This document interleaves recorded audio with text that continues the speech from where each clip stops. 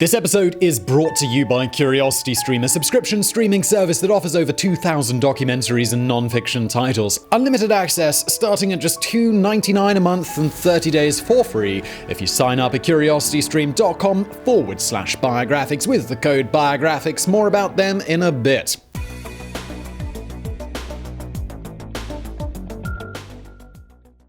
There are few historical figures whose name evokes more dread than that of Blackbeard the pirate. Undoubtedly the most infamous man to emerge out of the golden age of piracy of the late 17th and early 18th century, Blackbeard has far transcended all of his cohorts and has become not only an archetype for the villainous pirate captain, but a pop culture figure who is still present in our movies, TV shows, books, and video games. There were other more successful pirates. Bartholomew Roberts, aka Black Bart, may have been the most triumphant corsair from the golden age of piracy, capturing an estimated 400 ships during his career. Henry Avery, dubbed the king of all pirates, took one massive prize and managed to disappear forever, actually getting to enjoy the riches that he had plundered. Ching Shi, a female pirate who prowled the South China Sea, commanded a giant army of tens of thousands of men. And yet, it is Blackbeard that everyone knows and everyone fears. But what was it about this larger-than-life figure that made him stand head and shoulders above his contemporaries? Well, today we try to find that out as we explore the life of the dreadful pirate, Blackbeard.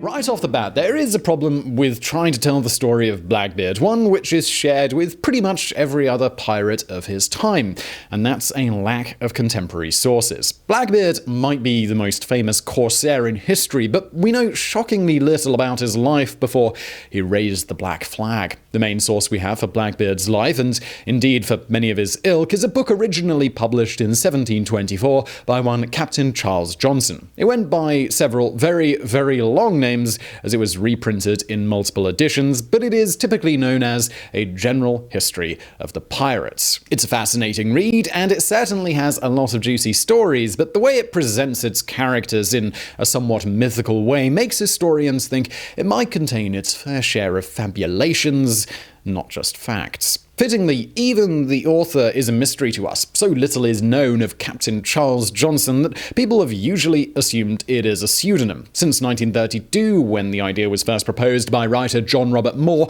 many people have been convinced that Charles Johnson was an alias of Daniel Defoe, the English author best known for his novel Robinson Crusoe. Or it is possible that Charles Johnson never really existed and was simply an amalgam of anonymous authors who all contributed different biographies. Given that Blackbeard was in his late 30s and early 40s when he died in 1718, he must have been born sometime around 1680, presumably in Bristol. The name he used most often during his pirate career was Edward Teach, or sometimes Thatch, with various spellings of each incarnation. Truth be told, pirates often used aliases, so we cannot even say with certainty that either one of these was his real name. It is a bit irrelevant though, because everyone just came to know him by the sobriquet Blackbeard. At that time, Bristol was a major international port, particularly active in the slave trade across the Atlantic. Therefore, it is almost certain that Teach started serving aboard a ship from an early age, and some historians believe that he came from a respectable family and had a good education. According to Captain Johnson, before turning to piracy, Teach operated as a privateer out of Jamaica during the Anglo-French War of the early 18th century, which itself was part of the larger conflict known as the War of Spanish Succession. Specifically, Teach may have been active in the American theater known as Queen Anne's War, where British colonists fought the French and the Spanish. This is bolstered by the fact that when he finally captained his own ship, Teach renamed it to the Queen Anne's Revenge. In case you ever wondered what the difference between a pirate and a privateer was, we might as well clear that up now. While a pirate was a criminal who operated mostly on a free-for-all basis and attacked whatever ship caught his fancy, a privateer was more like a private contractor under the service of his government during wartime. He received a commission known as a letter of marque and was only allowed to target ships belonging to the enemy, and he had to give a percentage of the spoils to the government. The problem was was that once the war was over, privateers were supposed to stop attacking ships. However, by that time, most of them had already developed a bit of a taste for it, and they didn't really have any other marketable skills, so many of them just decided to become pirates. While we're at it, let's cover two more similar terms, corsair and buccaneer. A corsair was an English term used to refer to foreign privateers, and it was intended as an insult. Meanwhile, buccaneers were a specific group of pirates from the Caribbean who started out as hunters on islands such as Tortuga and Hispaniola. They preyed on boar and cattle and sold the smoked meat to passing ships, and in French, the meat was known as viande bouchonnée. Because they were tough, skilled hunters, the buccaneers soon realized that it was easier for them to simply attack the ships which docked on their islands, and soon enough they gained a fearsome reputation and were in demand by all pirate and privateer ships.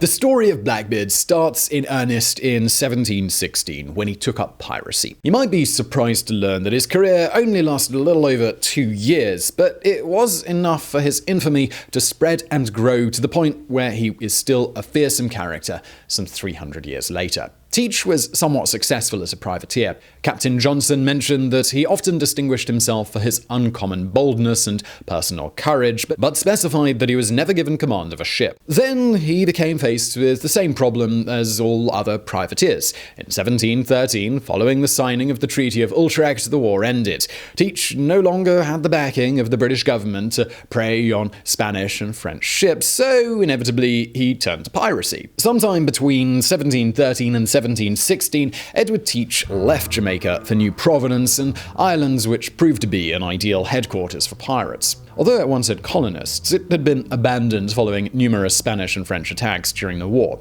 Even though they were badly damaged, the island still had multiple structures, including a fort, so the pirates didn't have to start from scratch. Whilst in New Providence, Teach joined the crew of another famed pirate of that time, Captain Benjamin Hornigold. Hornigold's notoriety would increase in just a couple of years when he would accept a pardon from the British government and become a pirate hunter tasked with bringing down the same men he once sailed with, Blackbeard included.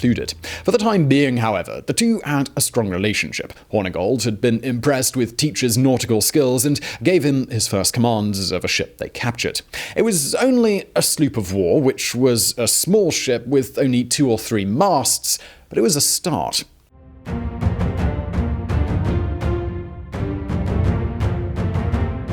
The beginning of 1717 was a fruitful period for Teach. Alongside Hornigold, he sailed to mainland America around the coast of Virginia, and together they took several prizes. First, there was a ship coming in from Havana, which had 120 barrels of flour. Then, another sloop from Bermuda, which was carrying wine. And lastly, a ship traveling from Madeira in Portugal to South Carolina. After they had enough prowling the waters off the American coast, the pirates headed back to the West Indies in the fall. In November, they captured a French Guineaman called La Concorde, which had left Nantes and was headed for the island of Martinique. A Guineaman was a large cargo ship intended specifically for the transport of slaves. According to a report given by the ship's French captain Pierre Dosset, La Concorde had 16 cannons and 75 crewmen and was carrying over 500 slaves and around 20 pounds of gold dust. However, their voyage across the Atlantic was long and arduous, and by the time they encountered pirates, they had already lost 16 crewmen and 61 slaves, not to mention the fact that another 36 crewmen were stricken ill with scurvy and dysentery. When they met Teach about 100 miles away from Martinique, the French had little resistance to offer,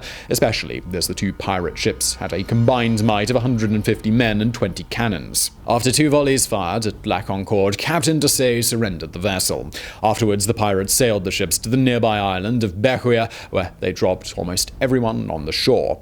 A few of the French crewmen joined up with the pirates voluntarily, while several useful members, such as surgeons, carpenters, and a cook, were press-ganged into service. Teach preferred this new larger ship to his old tiny sloop, so he left that one behind with the French sailors and took La Concorde. The French had little say in the matter, so they accepted the new vessel, which they renamed Mauvais Rencontre, or Bad Encounter.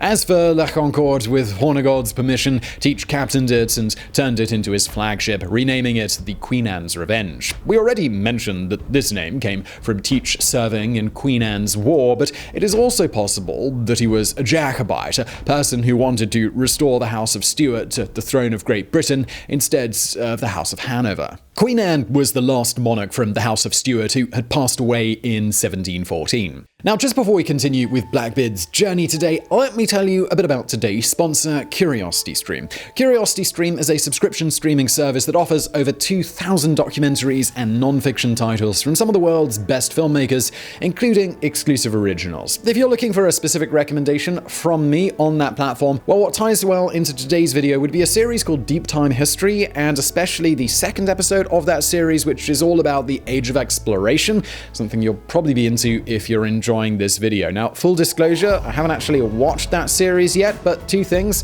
One, if it's anything like anything else on CuriosityStream, it's gonna deliver. And two, I had a quick flick through, a quick watch of a bit of it, and it does look really great, just as good as all the other stuff on there. CuriosityStream's available on loads of different platforms. It's also available worldwide. You can get unlimited access starting at just $2.99 a month. And for you guys, the first 30 days are completely free if you sign up at curiositystream.com/biographics and use the code Biographics, all one word, lowercase, no quotes, during the sign-up process. That's a great way to support this show and keep us making more videos, and I couldn't think of a better fit for sponsorship. And so let's get back to Blackbeard.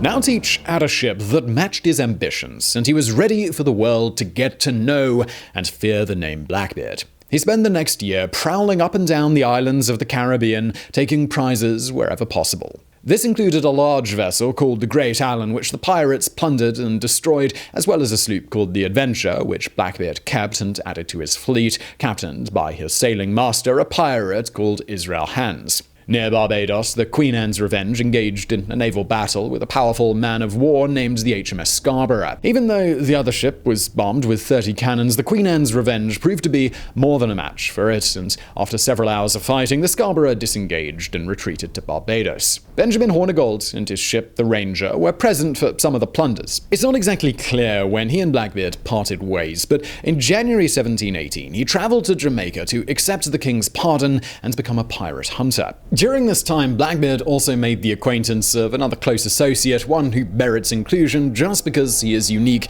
in pirate lore, Stede Bonnet. When exactly the two met varies based on the source. Some say that Teach and Hornigold first ran into Bonnet while they were plundering the coast of America, while Captain Johnson specified that Blackbeard met the other pirate captain after acquiring the Queen Anne's Revenge. What made Stede Bonnet truly special was that he seemingly had it all, yet gave it all away to become a pirate. He was a wealthy, respectable landowner with a sugar plantation in Barbados.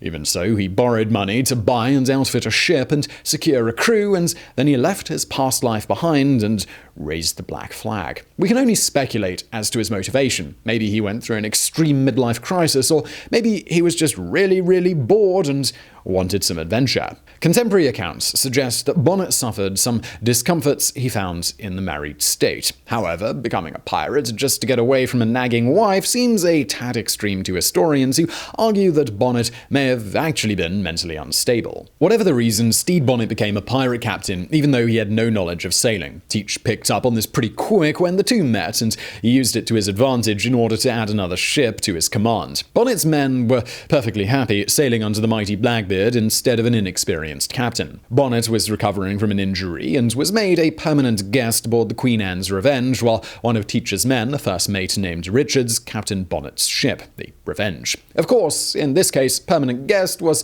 just a polite way of saying prisoner, and it's hard to know what would have happened if Bonnet tried to forcefully regain command of his ship. This was never the case, however, as the gentleman pirate, as he was sometimes called, seemed content sailing alongside Blackbeard and just being along for the ride. Eventually, Blackbeard fully betrayed Bonnet when the captain decided that he had too many ships in his fleet. He stripped the Revenge of loot and supplies and beached it, almost marooning most of its crew on a sandbar. To his credit, Bonnet did learn a thing or two about being a pirate while sailing with Teach. He was able to get the Revenge seaworthy again, secured a crew, and went in pursuit of his treacherous rapturous former companion. It would have been interesting to get a final confrontation between these two and see who came out on top. Alas, Bonnet never met Blackbeard again. Instead, he was caught and arrested, and after numerous delays, he was hanged for piracy. On the bright side, for us at least, Bonnet's trial transcript became an important source for a big chunk of Blackbeard's career.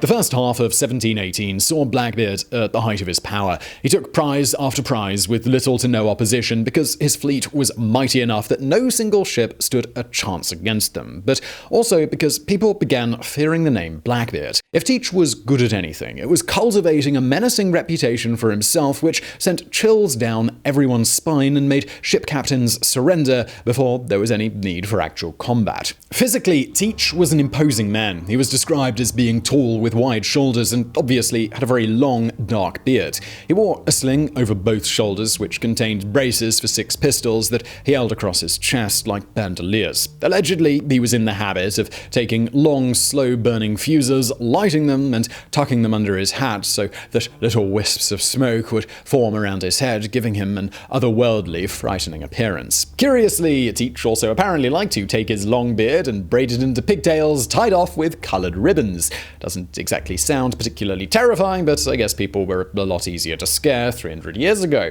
Whatever he did, it worked, and most ships were ready to surrender as soon as they saw Blackbeard's flag. Speaking of which, well, what was Blackbeard's flag exactly? Well, that's a hard question to answer. There is one design which has been associated with the pirate for a long time. It features a horn skeleton holding an hourglass in one hand and a spear in the other, which is piercing a heart. It's an interesting design, but it appears to only be 100 years old, as it was actually first described in a magazine in 1912 with no evidence to suggest that it was ever used by Blackbeard. As far as contemporary accounts are concerned, there is a single description which appeared in a newspaper detailing an attack by Blackbeard's fleet on a merchant ship. It mentions there were 5 pirate vessels in total. 2 of them had black flags with death's heads on them, while the other 3 had bloody flags. Going by this information, it is possible that Blackbeard used the stereotypical skull and crossbones for his design.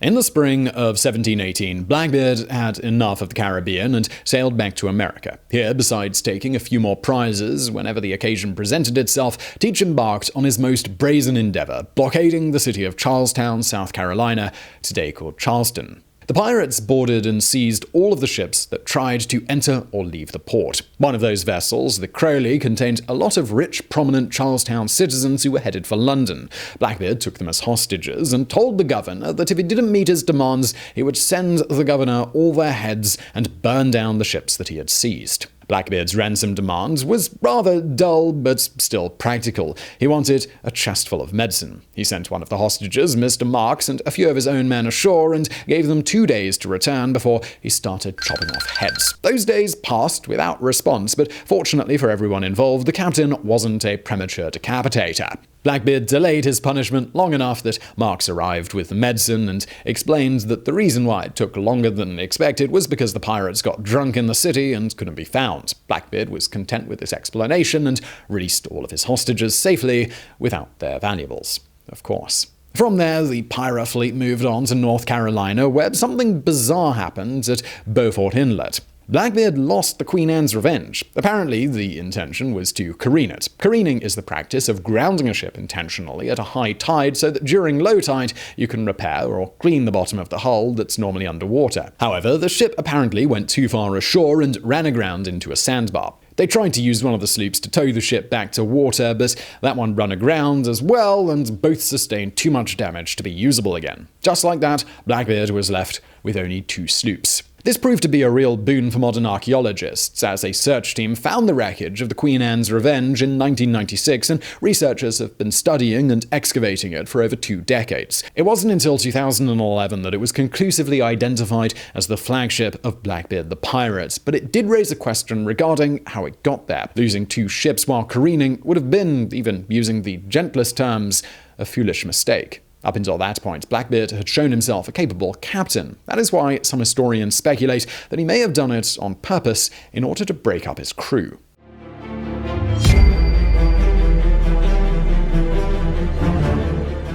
Next up, Teach went to Bath, North Carolina, and accepted the king's pardon like Hornigold and many other comrades in arms. In an effort to curb piracy, King George I extended a one-time offer to pardon all pirates who surrendered willfully, with the promise that those who didn't, well, they'd be hunted down without mercy. Whether Blackbeard did this because he lost his flagship, or whether he ran the ships aground because this was his plan all along, we can't say. What we do know is that he became close friends with the North Carolina governor, Charles Eden, who not only gave Teach his pardon, but also a commission as a privateer aboard his remaining sloop, the Adventure. The pirate more or less continued his plundering ways, but now he had the approval of the governor, who most likely received a cut of the spoils. Eden may have been happy with Blackbeard prowling his waters, but the nearby governor of Virginia, Alexander Spotswood, was not. Some of the captain's former crew members had already begun causing troubles in his territory, and having Blackbeard in the area severely put a hamper on local trade. He had little legal recourse against the pirates, but he didn't care. He wanted Blackbeard gone, one way or another. Technically, Spotswood commissioned 2 armed sloops to go and capture Teach for several acts of piracy, which he may have committed after the cut-off date for the pardon, which was on January the 5th. However, he did so knowing full well that this would most likely lead to a battle. The Virginia force was led by Lieutenant Robert Maynard, a man described by Captain Johnson as a gentleman of great bravery and resolution. On the morning of November the 22nd, 1718, the 2 sloops approached the Adventure in the Channel, leading to Ocracoke Island, and engaged it in a fight. First came several volleys of cannon fire, which proved quite destructive to Maynard's forces and gave Blackbeard the advantage. This prompted the pirate to board the lieutenant's ship, but unbeknownst to him, he walked into an ambush. Maynard had ordered most of his men to hide below deck and tricked the pirates into thinking they were severely outnumbered. As soon as Blackbeard and his cohorts were aboard, the British sailors pounced. According to Maynard's account, the fight lasted 6 minutes. Afterwards, the infamous Blackbeard lay dead after being shot 5 times and cut 20 times. The surviving pirates quickly gave up. Maynard had Blackbeard's head tied to his ship's bowsprit, while the rest of his remains were thrown in the water. That was the end of the world's most notorious pirate. It was somewhat fitting that Blackbeard died in battle and got sent to Davy Jones's locker instead of being hanged like most of his contemporaries. If anything, this violent end only helped increase the legend of Blackbeard, as evidenced by the fact that it's still going strong today. So I really hope you found that video interesting. If you did, please do hit that thumbs up button below. Don't forget to subscribe. Brand new videos like this about 4 times per week. So hit that bell to find out when we put out a new video. Also, this video is possible, of course, because of CuriosityStream. They're linked to below. Thank you for watching.